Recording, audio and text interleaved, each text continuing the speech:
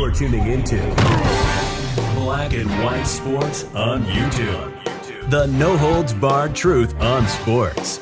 The main event starts now. I'm back. Rudrance for Black and White Sports 2. Well, we're going to talk about Russell Wilson again because he has now issued an official statement via the Twitter about the bombshell report from theathletic.com that Mike Sando is involved with. And right, wrong, or indifferent, I'm probably going to believe Mike Sando on this.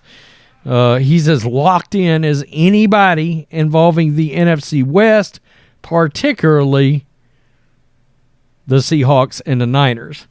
He knew quite some time ago that Geno Smith was going to be Pete's quarterback and that he was just fine with Russell Wilson not being there any longer.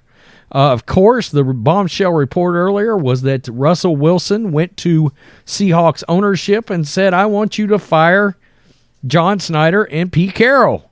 Walk them out. Surprisingly enough, bring in Sean Payton, which I have my doubts as to whether or not Sean Payton's going to put up with Russell Wilson, frankly. In fact, if you want to know the absolute truth, it wouldn't shock me if Sean Payton actually is not real happy that this story came out, because now he knows, he's like, now I got to keep my head on a swivel because I've got a possible chicken snake in the hen house right now. That's not good. So Russell Wilson has issued a standard operating procedure denial about that bombshell report. This is Florio. Friday's morning unexpected, but not really all that surprising bombshell comes from theathletic.com, which has reported that former Seahawks quarterback Russell Wilson asked ownership to fire Coach Pete Carroll and GM John Snyder in February of 2022.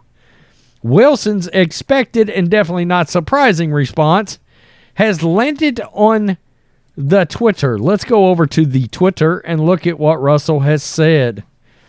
Did he put a picture of him crying in this? I love Pete, and he was a father figure to me. And John believed in me and drafted me as well. I never wanted them fired. All any of us wanted was to win. I'll always have respect for them and love for Seattle. Ugh. Here's my problem. Everything that Russell Wilson does feels so rehearsed. And he has self-admitted to the fact that he grew up practicing press conferences and what to say and what not to say. And if he thinks it's going to shed light on him in a bad way, of course he's going to come out and deny this report. Of course he is. And it's my right to not believe him at all. I mean,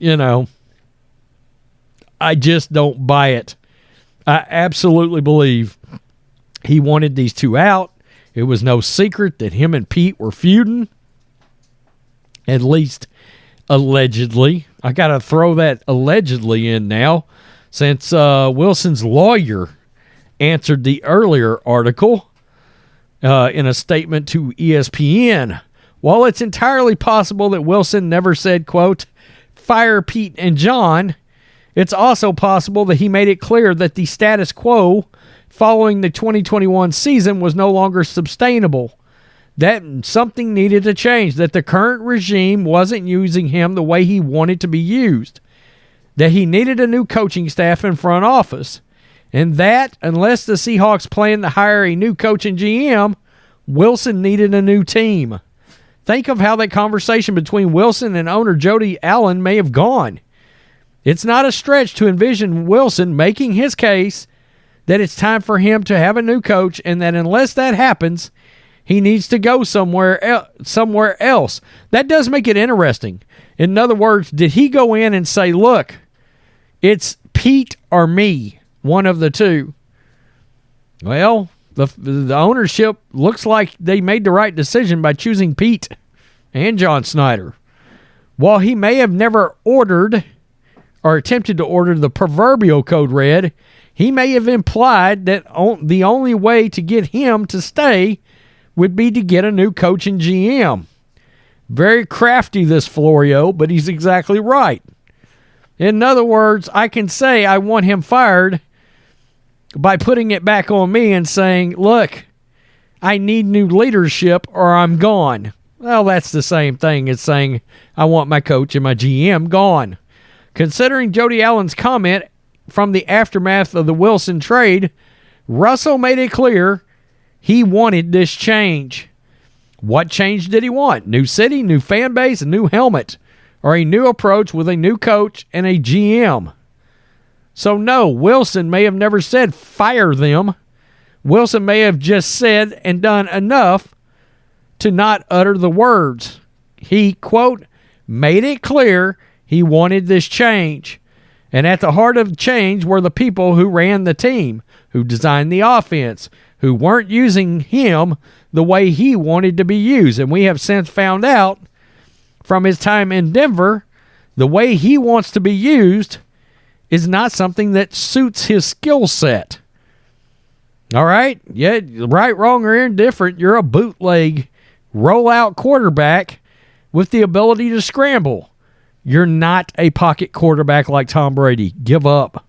And while the first year of Wilson's experiment in Denver didn't go as planned for Wilson, it was a disaster, he now has one of the 4 coaches he was willing to work with 2 years ago when his agent took the unprecedented step of publicly listing 4 teams to which Wilson would accept a trade: Bears, Raiders, Cowboys, Saints.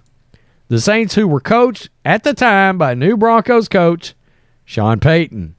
And if moving forward it's going to be either Wilson or Payton out in Denver, don't bet on the Broncos firing another coach before getting another quarterback. Yeah, that's not going to fly in Denver. It's not. After what happened with Hackett and most importantly Wilson's play, I mean, we laughed about it. We talked about it.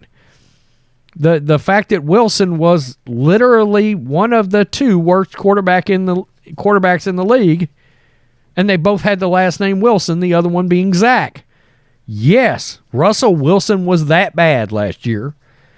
And it's even worse that as soon as Russell left, the Seahawks seemed to actually improve. And Geno Smith threw 30 touchdowns and made Pete Carroll look absolutely positively right, and John Snyder, in the choice he made for his quarterback for the Seahawks organization. Not to mention the reports coming out of Denver that teammates might have a problem with Russell Wilson and all of the other cringy things that Russell's been involved with. I mean, yeah, he may have not have walked in there and sat down and said, I want them fired. But giving them the ultimatum between it's them or me, it's the same thing. Plain and simple. I'll stay as long as they're gone. If they're here, I'm gone. Same thing. Same thing. Wow. So, as we can expect, we absolutely got a prototypical kind of denial from Russell Wilson. Wolverine's blood, I guess. Yikes. Tell me what you think. Black and White Sports 2 supporters, peace. I'm out. Till next time. Thanks for watching the show. Be sure to like, comment, and subscribe. Be sure to tune in next time on Black and White Sports.